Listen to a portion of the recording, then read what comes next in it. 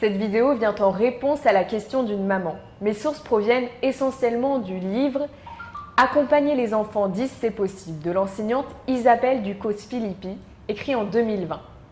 8%. 8% des enfants et des adolescents en âge de scolarité sont atteints de troubles 10 ou de TSLA. C'est quoi les TSLA? Ce sont des troubles spécifiques du langage et des apprentissages. Ce sont des troubles neurodéveloppementaux qui apparaissent précocement. On peut voir les premiers signes avant la fin de l'école maternelle et ils vont évoluer jusqu'à l'adolescence. Si on les prend rapidement en charge, on va éviter qu'ils ne s'amplifient.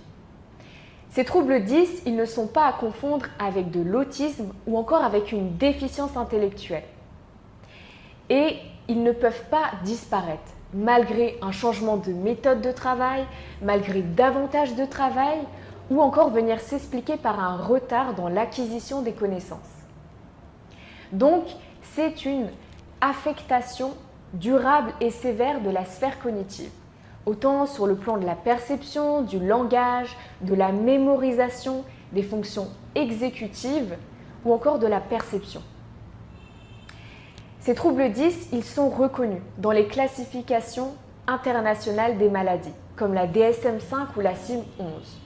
On distingue 4 paliers de sévérité, allant du trouble léger jusqu'au trouble très sévère. Mais je vous rassure, rares sont les jeunes qui sont atteints de TSLA très sévères. On voit même qu'un enfant peut être atteint de plusieurs troubles 10 à la fois. On parle alors de comorbidité. Et c'est le cas pour 40% des jeunes.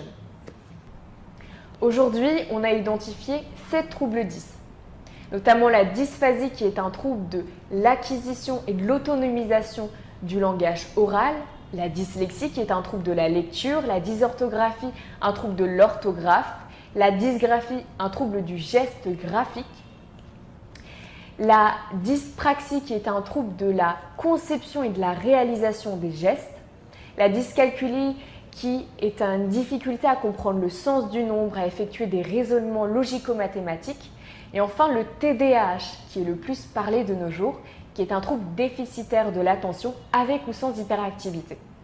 Alors comment on va pouvoir venir le ou les diagnostiquer? Ça va nous demander plusieurs bilans effectués par plusieurs professionnels de la santé, notamment des médecins, des orthophonistes ou encore des psychologues, et plus précisément des neuropsychologues. Mais avant même de venir diagnostiquer les troubles, on va venir écarter le risque d'une déficience sensorielle. On va voir si l'audition et la vision sont normales, voir s'il n'y a pas un trouble psychique ou encore venir questionner sur l'environnement familial et scolaire, s'il n'y a pas de carence qui pourrait venir impacter les apprentissages. Mais quelles sont les causes?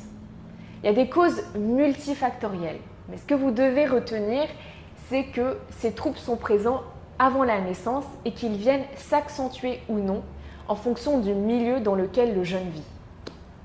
Dans les vidéos à venir, on va venir déplier les différentes familles des troubles 10 et venir observer les signes annonciateurs et comment venir y remédier. Quels sont les aménagements palliatifs qu'on va pouvoir mettre en place au quotidien. Merci.